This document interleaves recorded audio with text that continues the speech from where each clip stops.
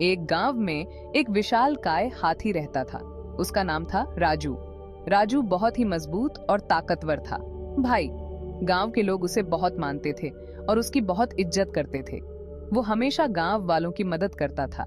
जब भी किसी को पेड़ गिराना होता या भारी सामान ढोना होता, राजू हमेशा तैयार रहता। राजू का दिल भी उतना ही बड़ा था जितना उसका शरीर। बच्चे उसके साथ खेलते और वो उन्हें अपनी सूंड से उठाकर झूला झुलाता।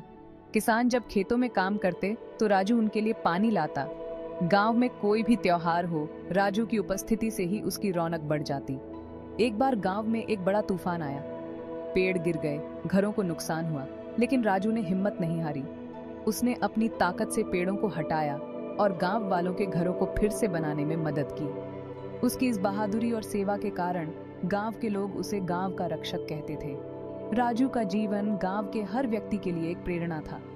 उसकी कहानी हमें सिखाती है कि सच्ची ताकत सिर्फ शारीरिक नहीं होती, बल्कि दिल की भी होती है। एक दिन कुछ नॉटी बच्चे आए। ये बच्चे हमेशा कुछ न कुछ शरारत करने की फिराक में रहते थे। वो हाथी के साथ प्रैंक करना चाहते थे। उन्होंने सोचा कि इस बार कुछ अलग किया जाए।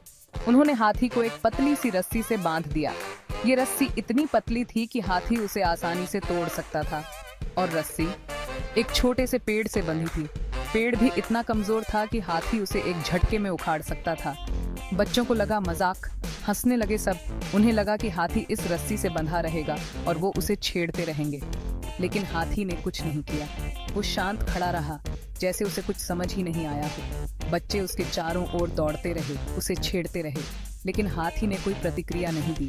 अचानक हाथी ने एक झटका दिया और रस्सी टूट गई।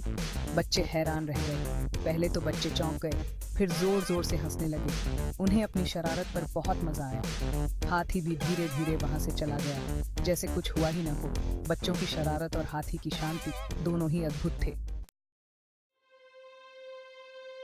यार, हाथी तो रस्सी तोड़ सकता था ना, लेकिन उसने ट्राई नहीं किया।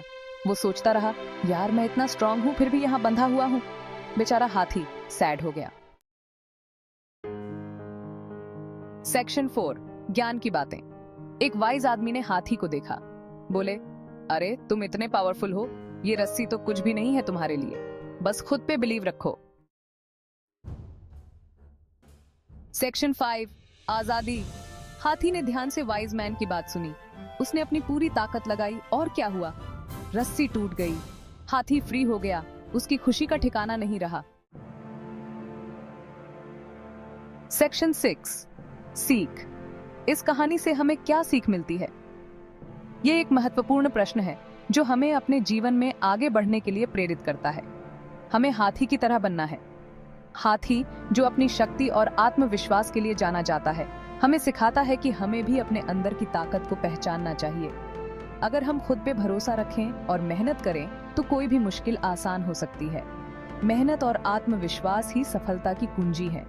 कभी हार नहीं माननी चाहिए, क्योंकि हर कठिनाई के बाद एक नया सवेरा होता है। जब हम एकजुट होकर काम करते हैं तो हम किसी भी चुनौती का सामना कर सकते हैं। यह कहानी हमें यह भी सिखाती है कि सामूहिक प्रयासों से हम बड़ी से बड़ी समस्याओं का समाधान कर सकते हैं। बुजुर्गों से सीखना और उनकी सलाह मानना भी हमारे जीवन को सरल और सफल बना सकता है। एक दूसरे की मदद करना और सहयोग करना ही सच्ची मानवता है। कहानियों के माध्यम से हम अपने जीवन के महत्वपूर्ण सबक सीख सकते हैं। अंत में यह कहानी हमें यह सिखाती है कि आत्मविश्वास, मेहनत और एकजुटता से हम किसी भी मुश्किल को पार कर सकते हैं। यही है इस कहानी की सच्ची सीख।